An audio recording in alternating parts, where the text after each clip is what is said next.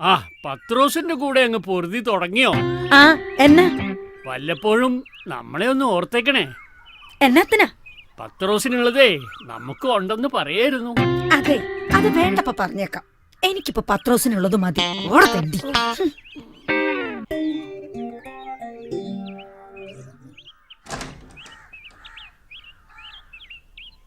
അതേ, ഈ കൃഷിയേ അത്ര നല്ലതിനല്ല.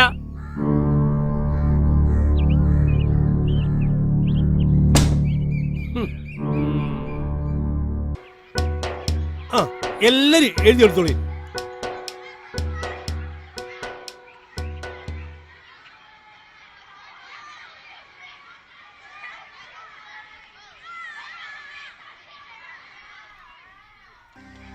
കുട്ടികളെ, നമ്മൾ ഇന്നലെ കലാമണ്ഡലം ഹൈദരാലിയെക്കുറിച്ച് ചർച്ച ചെയ്തില്ലേ?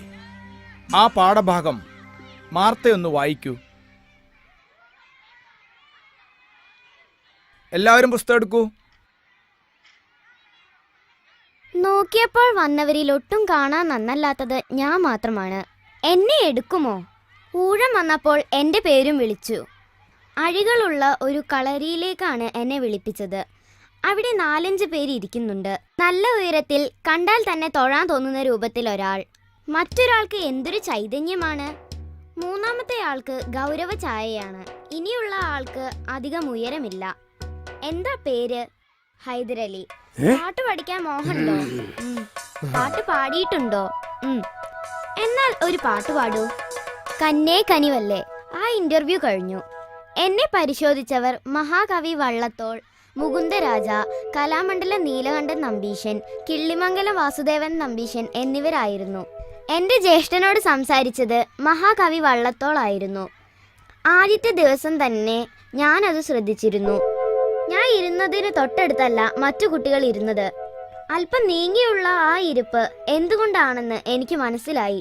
മെസ്സിലും ഈ അകലമുണ്ടായിരുന്നു. മനസ്സ് വേദനിച്ചിരുന്നുവെങ്കിലും ആരോട് പറഞ്ഞാൽ തന്നെ ഫലമില്ല. കലാമണ്ഡലം ഹൈദരാലിയാണ് സാർ. കുത്തുവാക്കുകൾ. ഇസ്ലാമിയുടെ പേരും വെച്ച് കാഫറീറ്റിങ്ങളുടെ പണിയെടുക്കുന്ന ഹിമാർ മതസ്ഥൻ എന്ന കാരണത്താൽ ഇളിക്കാതെ എഴുതിനടാ. ക്രമേണ കലാമണ്ഡലത്തിലെ രീതികളോടൊക്കെ ഇണങ്ങാനുള്ള മാനസികാവസ്ഥയിലായി. പരിഹാസം കലർന്ന വാക്കും നോക്കും എന്നെ സ്പർശിക്കാതായി.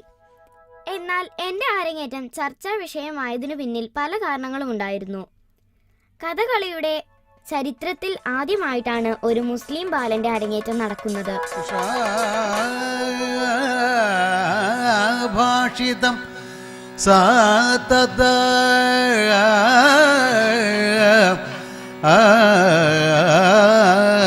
സന്നദം സമാകർണ്യകർണാമൃതം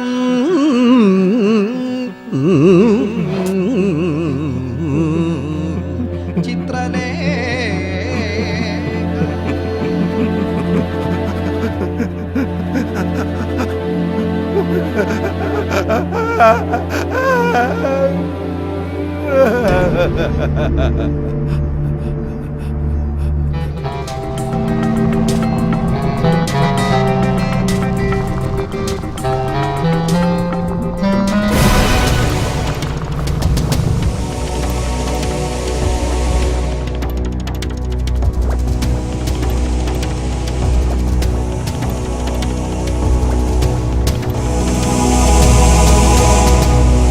മദറേ, ആരാണ് ഈ ഹൈദരലി? അള്ളാനെ മാത്രം ആരാധിക്കുകയും അവനോട് മാത്രം സഹായം തേടുകയും ചെയ്യുന്നവനാണ് ഇസ്ലാം. അതല്ലാതെ കല്ലിനും മരത്തിനും ചന്ദനം പൂസി അള്ളാഹ് നിഷേധിച്ച വിഗ്രഹാരാധനയുമായി നടക്കുന്നവരുടെ പാട്ടും പുരാണവുമായി നടക്കുന്ന ഒരു പച്ച കാഫർ. ഓനെ പോലുള്ളവരെ സുജായിയാക്കാനാണ് ഇങ്ങളെ പഠിപ്പും പാഠപുസ്തകവും. പാടില്ല മാത്രമേ പാടില്ല. അള്ളാഹ്ക്ക് ഒരിക്കലും പൊറുക്കാൻ കഴിയാത്ത വലിയ കുറ്റാണത്. പത്രോസേ,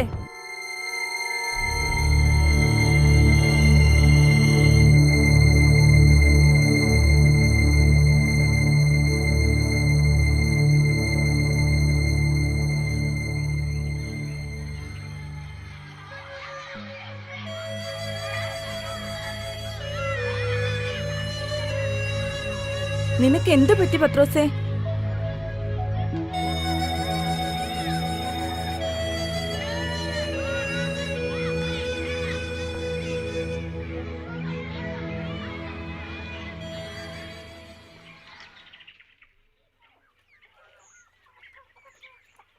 ഒരു കാര്യവുമില്ലെന്ന്, ചുമ്മാ മെനക്കേടെന്ന് മാത്രം. അപ്പടി മണ്ടരിയാ. അത് ശരിയാ. ഇച്ചിരി വളമിട്ട് കളയാമെന്ന് വെച്ചാ അടുക്കത്തില്ല, അതാ വില.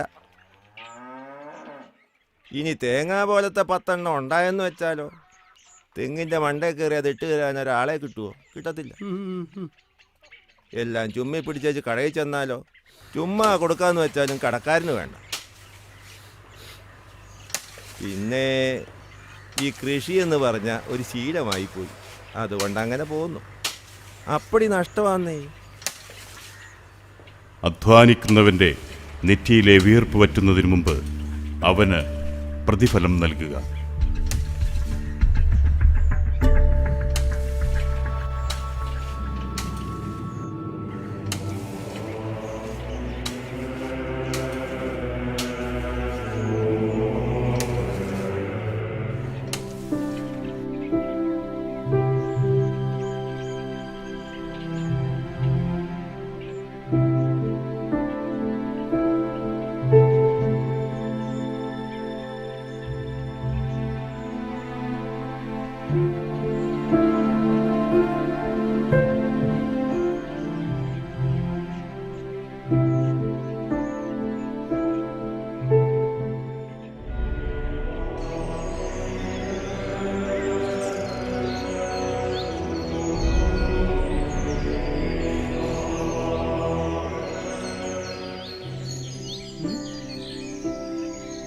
എന്താ ചേട്ടാ?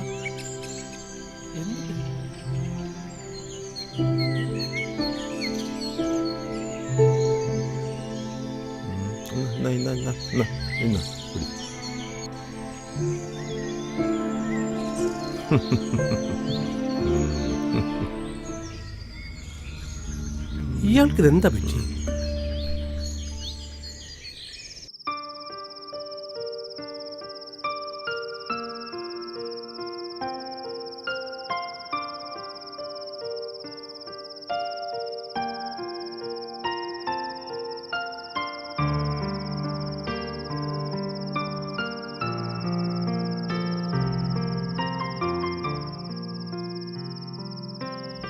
നോക്കടാ.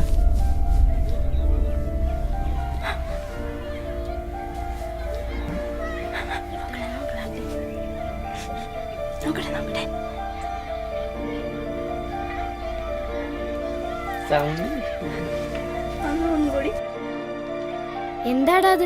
അയ്യേ, എന്താടാ? മിസ് വരുന്നു, മിസ് വരുന്നു.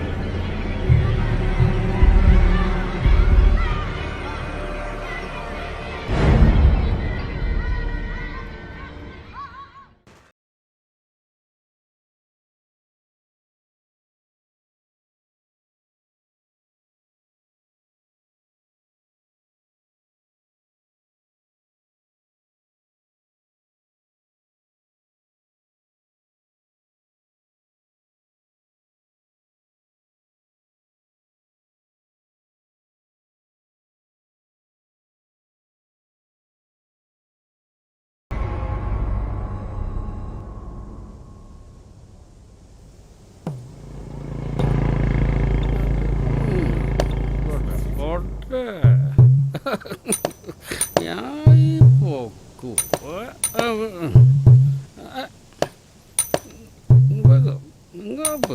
ഞാൻ എത്ര മൂടായി